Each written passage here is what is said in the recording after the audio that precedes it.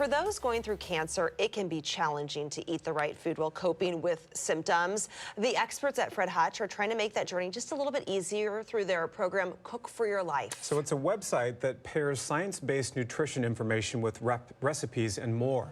Here's Kelly Koopmans with more. Heather, thanks so much for making some time for us today and having us in this awesome kitchen. What's so interesting is that Cook for Your Life has its origins in something that unfortunately a lot of people experience, which is a cancer diagnosis, and in this case, more than one. Can you kind of bring me back to the roots of the program? Cook for Your Life was founded by Ann Ogden Gaffney. She was a two-time cancer survivor at the time and was going through cancer treatment and found that nutrition information that she wanted and needed wasn't being provided to her. So she quit her job in the fashion industry and started Cook for Your Life. What's so awesome about this site is that it has so much information.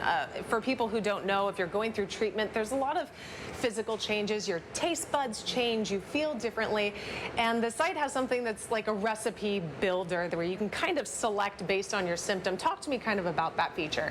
Yeah, we know that when people are going through cancer treatment, it's not the time where they want to do a lot of meal planning or really wanting to figure out what they should and shouldn't be eating. So we have a recipe finder there that has 1,100 different recipes that allows patients to say what symptoms they might be having, what kind of meal they're looking to prepare. Is it a main dish? Is it a side?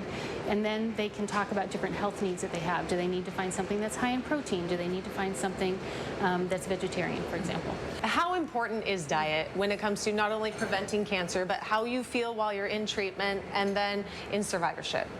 Diet is one of the most important things that people can pay attention to, that they can do for themselves. So from a cancer prevention standpoint, we think that all of the phytonutrients that are available in plant-based foods, those really have strong anti-cancer properties. When patients are going through cancer treatment, having good nutrition and being able to have, can help people sustain the ability to receive all of the cancer treatment.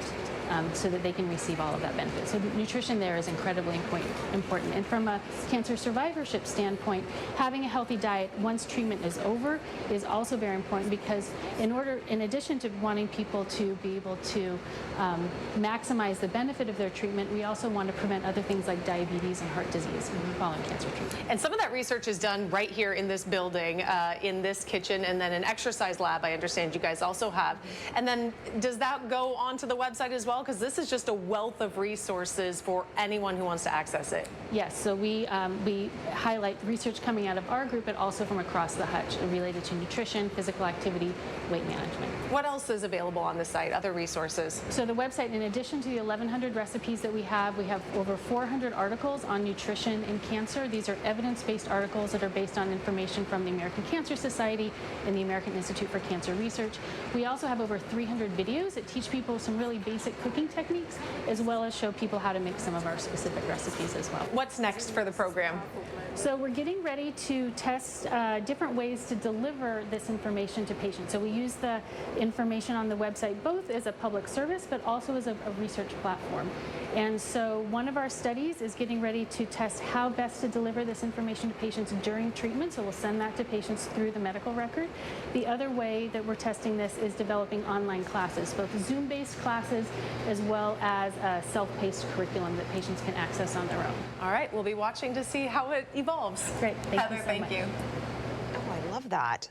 I want to check. What a great resource. Great for cancer patients, great for anybody who just wants to eat a cleaner, healthier diet. Yeah. Just looking at the video and kind of looking at some of those recipes, that's something I'm going to look up after the show, just to see how I can apply that to our own life at home. Yeah, 1,100 recipes. Right. I mean, that could set you for several years, right, before you run out of ideas. But as she was noting out too, you know, it's not just for cancer patients, but it can help people you know, who maybe suffer from diabetes. Or even heart disease. Several members of my family suffering from that. Heart disease too. It's like, it can help you with, you know, setting that good lifestyle, setting those good healthy eating habits, and you know, it really doesn't take much. It's a great resource for everybody. And maybe even some cancer prevention too, right? Food just so critically important to our overall health. Exactly. And we know that Kelly was kind of she was eating lunch before we came on the show today. Because we eat lunch at 7 a.m. We eat lunch at 7 a.m. Yeah, she was having kind of like a rainbow of vegetables and saying, this is one of those things that's, you know, really good. Get those colorful nutrients in your body. Yeah, the more colorful the veggies, right, the different nutrients it has. So it's important to eat the rainbow. I think that's what she was saying eat the too. Rainbow. Yes.